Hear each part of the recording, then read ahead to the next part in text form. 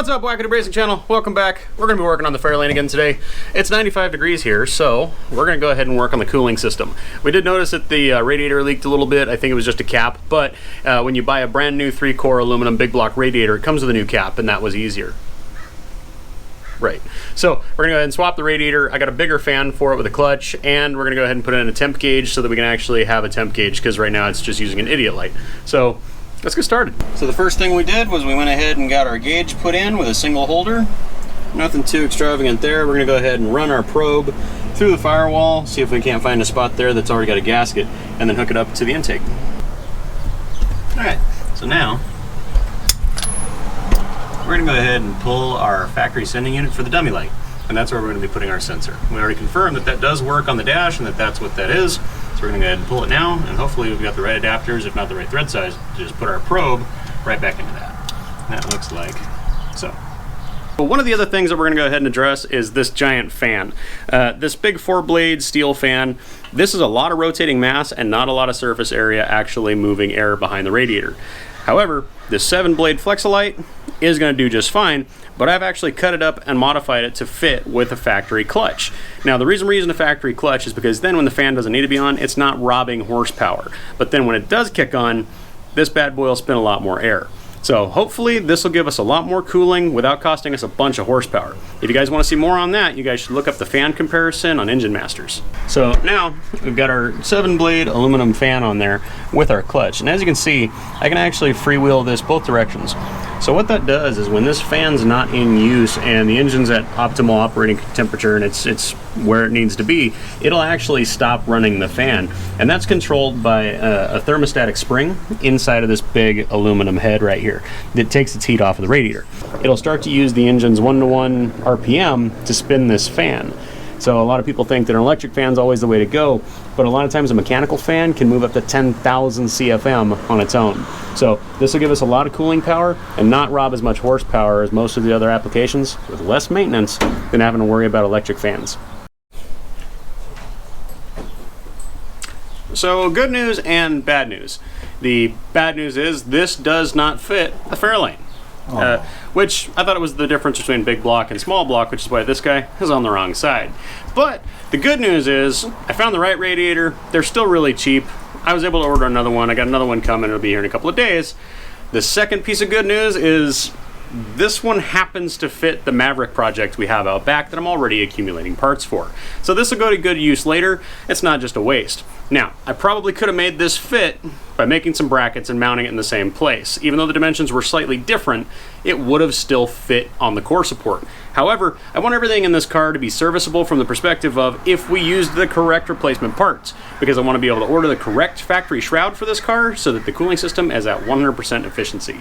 So, being as this isn't going to work out, we're going to put this in storage, and we're going to move on to something we can do while we wait for parts. So one of the things that we noticed during our test drive is because the brakes were pulling to one direction, you'd spend the next 100 feet sawing at the wheel to try and get control of the car again because of the horribly blown out shocks. So the body roll was insane. You'd be dragging the door handles if you tried to drive this thing on the street and probably end up spinning it in a circle because these are some of the worst shocks I've ever seen. I'm going to give you a demonstration of that. But we have all brand new replacement Monroes. We're going to slap them in there and see if that doesn't help us with this. Now, we might do springs down the road, but for now, this will make it safe to drive.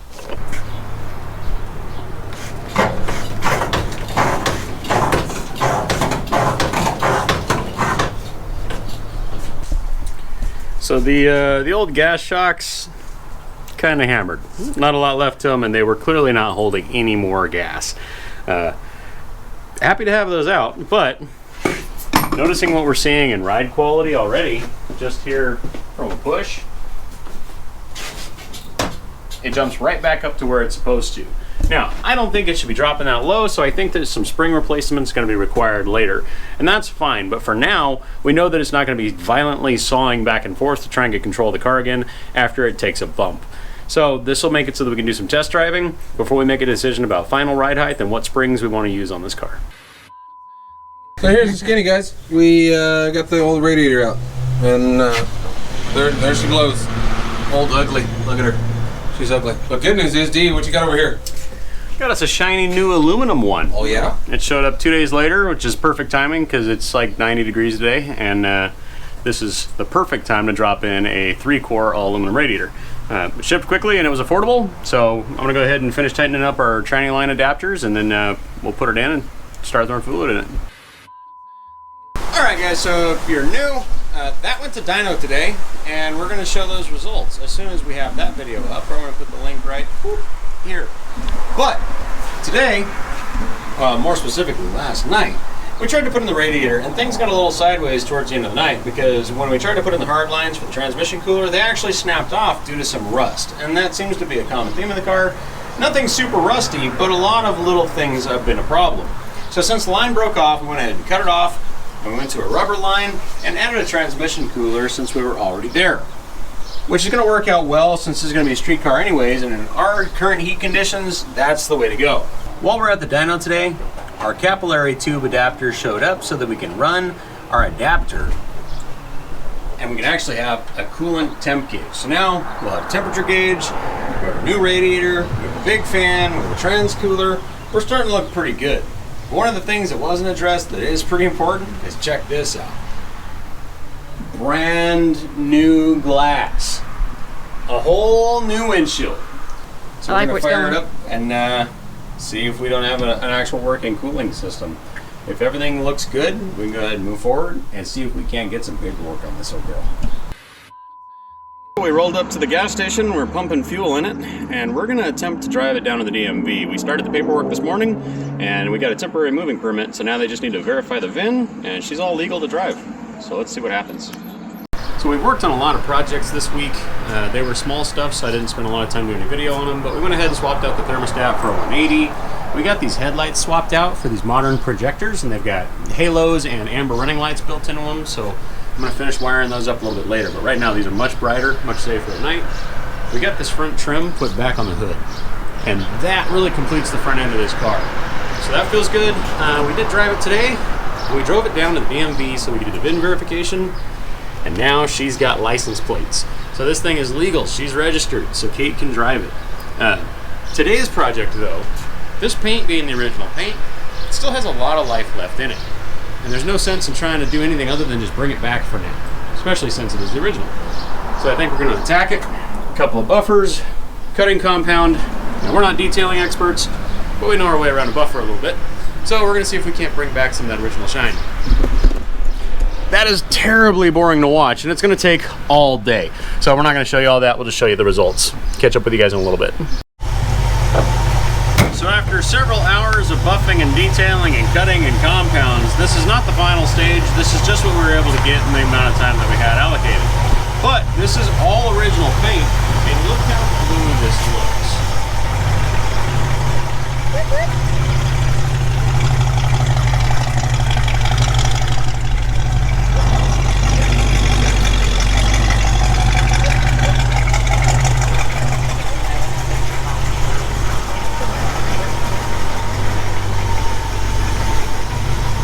Everybody worked real hard and it looks awesome.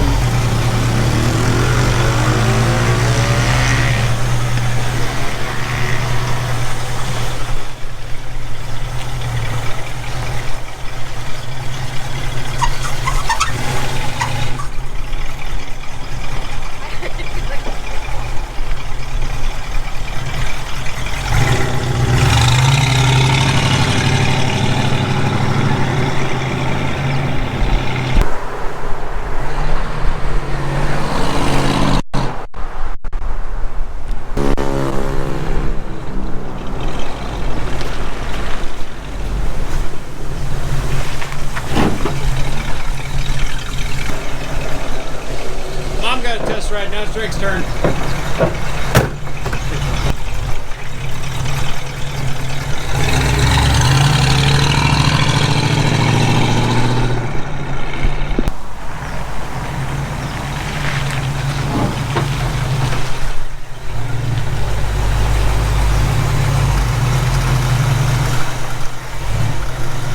The car is a mighty deep blue, and everybody worked very hard today. And we wiped out many a buffing pad. Many a buffing pad. And this is stage one of what will probably be a multi-part polishing, because there's still more sheen to be found. Everybody worked really hard, and the car looks 1,000 times better than it did, and it's starting to reveal some of the original shine that was on it in '68, since this is the original paint. So I think for now, we're just gonna call it there. Still got a lot to go, but for now, what I can do out,